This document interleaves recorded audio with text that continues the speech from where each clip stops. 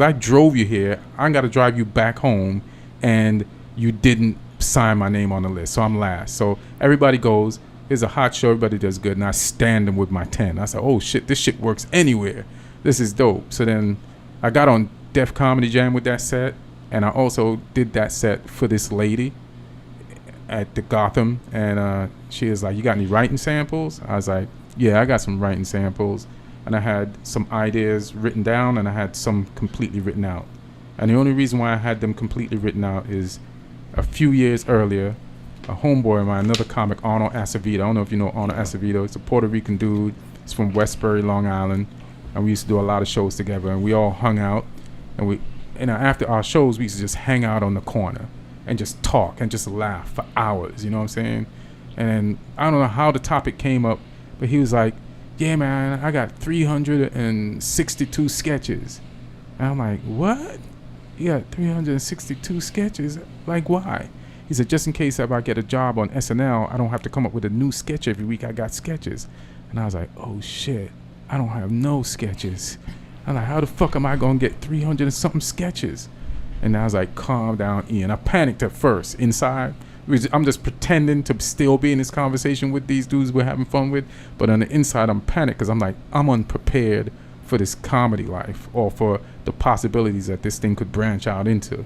Now I was like, calm down.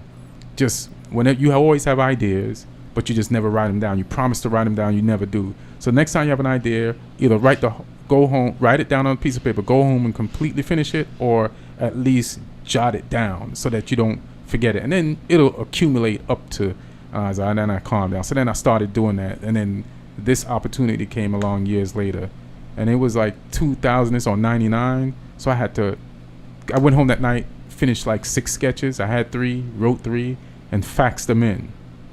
And then it was like December, mid-December, and I waited to hear from him for like 2 weeks, and he's like, you got the job, come out here in January. And I just came out and did the shit. And then the show got canceled 3 months later. Poor Keith. Yep. And you've been here ever since. Yeah, the first few years here, like the first 3 years, I love New York so much. I'm like New York, I love New York, and you don't want once you're from New York, you're proud of that title. I'm from New York, and I was here, so I spent most of my time in New York, even though I had an apartment here. And then I said to myself, Ian, you got to be in LA to do the shit you want to do. You can't be in New York just doing what you used to. You have an apartment in LA and you came there, and I decided to stay because one night after the show got canceled, me and Hugh Moore was driving around because he was writing on the show that Chris Spencer had, that Sinbad took over. And we were writing on competitive shows, and we both from New York, and we was playing Mobb Deep in the car one night, and then there was a line in the song that I never paid attention before, and Hugh Moore repeated it. He said, "Scared money don't make money," and that was the sign from God or the universe to say stay in LA. Because when the show got canceled, there was like 3 weeks left on my contract.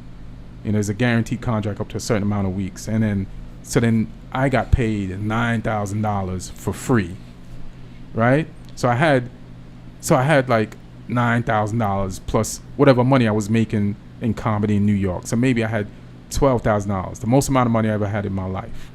And I was like, I can go back to New York and do shows, and I'll definitely get shows because I always was getting shows, and I could add to this $12,000, or I can, scared money don't make no money, get an apartment here, pay rent, and stay here and see if I can get another writing job, which I have no connections to anybody, but I just have a feeling if I stick around, I'll get jobs. Things will happen. So then I just did that. I just listened to the Mobb Deep lyric, and I just stayed. And sometimes a sign. Yeah. I live on signs too, yeah. Man. Always have.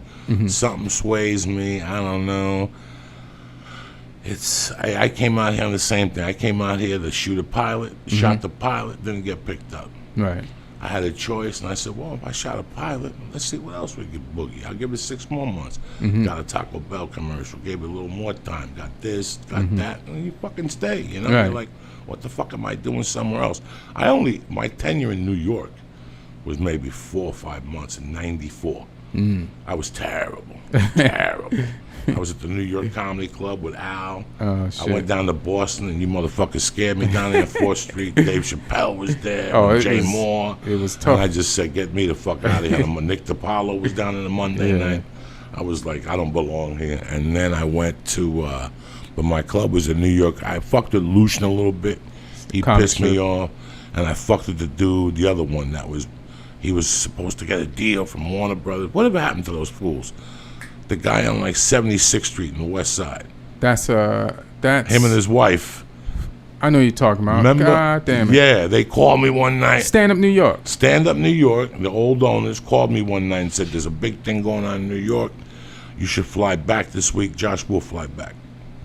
And did the festival for them for free. And there was something with a festival they were trying to start, that all this industry was going to be there. It just sounded too kinky to me. And then I'd see him at the Comedy Store.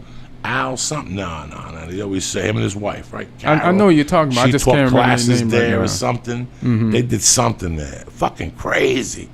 That was But New York was what kick-started my career because I saw something. I saw John Leguizamo doing time at old Triple N. This old dump on like the in Hell's Kitchen, and they started their open mic at midnight. Right. In '93, fucking midnight. Who starts an open mic at midnight? But they're like, people like, yeah, there's like 8 people there. I went in there, it was just drunk motherfuckers trying to get $1.50 beers or something. And there's comics on stage, and I'm like, this isn't what I signed up for. Right. At that age, at that time, I didn't know this was it. I didn't know this was what you did. So I never went back. And then I read something, or I talked to somebody at the club, and they're like, yeah, man, you got to go to those places. That's where you bomb. And I went down there. I was driving a limo, and I went to Kennedy Airport, and on the way back, I stopped in there, and I seen John Leguizamo on stage, and I said, I got it.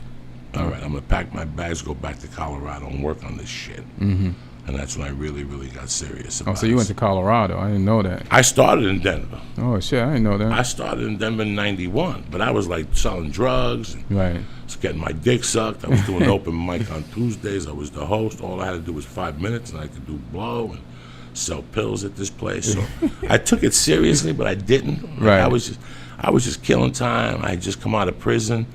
I had a felony. I didn't know what I wanted to do, but this seemed attractive. I didn't know about that traveling. Right. Being on the road like Bob Seger and shit. Fuck you. Sleeping in hotels. I like my bed, but Right. But then people said, "This is what you got to do. You got to travel. You got to do this. You got to do that. This is what needs to be done." So